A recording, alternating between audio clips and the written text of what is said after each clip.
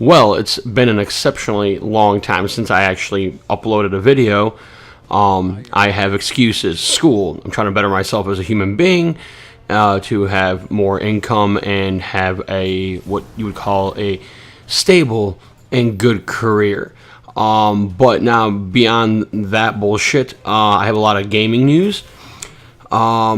This video is basically going to be mainly talking about how to get good in the Iron Banner, and it's always been my favorite game mode in general in Destiny, but I really have to say that I really miss the old school Iron Banner, like in Destiny 1, where your light level really meant a lot. So if you were not very high in light level and you were struggling against players that had a higher light level, but if you managed to win a firefight in the Iron Banner, then you felt very satisfied and pleased, and you felt rewarded. You didn't care about getting some kind of engram or whatever. You just like, I just destroyed like 3 or 4 guys that had a higher light level than me, and you felt like a beast and a fucking badass.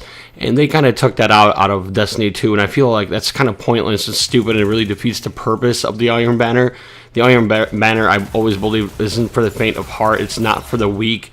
It's for players that are willing to challenge themselves, and I really fucking miss that. And that's the one thing I really hate to see in the gaming industry right now, as a first-person shooter and third-person shooter veteran, I guess, because I, like, back in the day, played Ghost Recon Future Soldier, and I know people hate that game. I liked it because I had, like, a 5.7 KD ratio or something like that. It was just really easy for me, and plus a third-person shooter, on certain aspects, seems a little bit easier than a first-person shooter.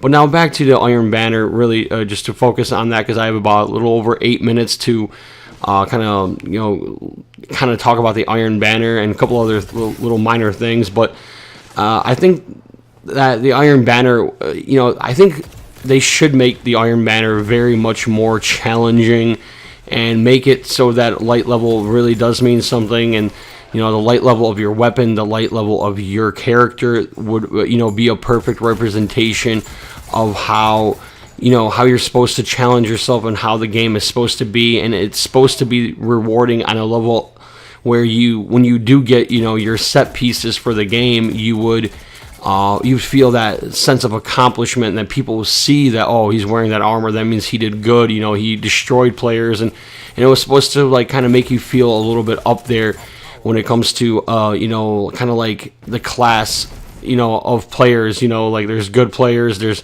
really good players, there's pro players, and there's just those average players, and there's really shitty players, and we can all distinguish who's good and who's bad just simply by that. And plus, some people go into the Iron Banner. I went into the Iron Banner in Destiny 1 not knowing what to expect, and I was like, I'll just play this for fun, I don't care. And I happen to have my ups and downs in it, but I love the challenge of it, and that's what I really fucking miss in the Iron Banner. And I really wish that maybe Bungie will do something where they will alter that next time the Iron Banner comes around, and actually makes it so it's worth my while. Because right now I feel like I'm just playing the fucking Crucible. Now, the best way to get good at the Iron Banner really right now, and I have to say, it's really your weapon selection and how you go about maneuvering across the map and how you react to situations. So situational awareness is the number one key factor, really, in any game. Obviously, knowing the map, and there are a few maps that I'm better. I play better on certain maps than I do others, especially maps that I got used to playing on the Crucible. And it really also depends on who you're playing with, because you sometimes get, like, if you get good supportive teammates that they know that it's better to play more in a pack than playing solo, kind of like how you play in Call of Duty, I think clearly you're going to do very well and feel accomplished and all that kind of shit. And then obviously the tools of the trade, the weapons that are very crucial. I would recommend a scout rifle, maybe some kind of auto rifle, or SMG for close quarter battle, if that's the kind of person that you are. I personally like swords for the special weapons, and it really, honestly, at the end of the day, it's based on preferences and how you want to go about it. But I like to use the Mida multi-tool. Yes, I am using that, and I'm pretty damn good with it. And I actually happened to come across a game where I got a triple kill with that, which is very unusual for me. I can get doubles easily, but the triples not so much, are very rare.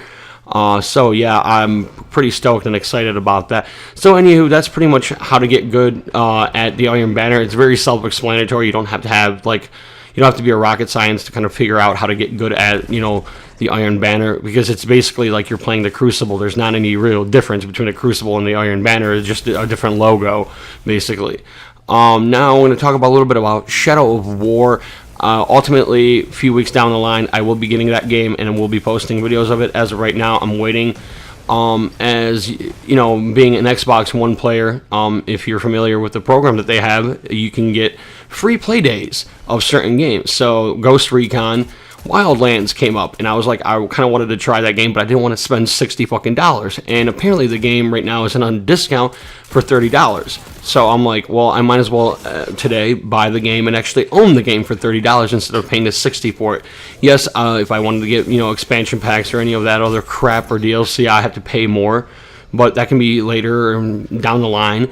I started playing the game and I really enjoyed myself, and I have to say I will do like a review of that game, which is kind of, I'm really late to the game, or really late to the show when it comes to Ghost Recon Wildlands, but I do like the game. You know, the fact that you can pretty much play the game completely silent. You actually kind of have that small hence of a feeling where you know you kind of have that aspect of you feel like an operator, because you can go and clear out a small little village of cartel members and be very successful with it and be completely silent and no one even knows that you were fucking there. And that feeling that you get from that feels very accomplishing. And so I got really like, I was very skeptical of the game at first, but now I'm like, this is actually not bad, but it's really a big map, wide open, so there's a lot of traveling time. You have to use cars and helicopters to really travel. You can't really travel on foot. I've always liked the aspect of traveling on foot, but way too big of a map to do that. So I'm really looking forward to posting that.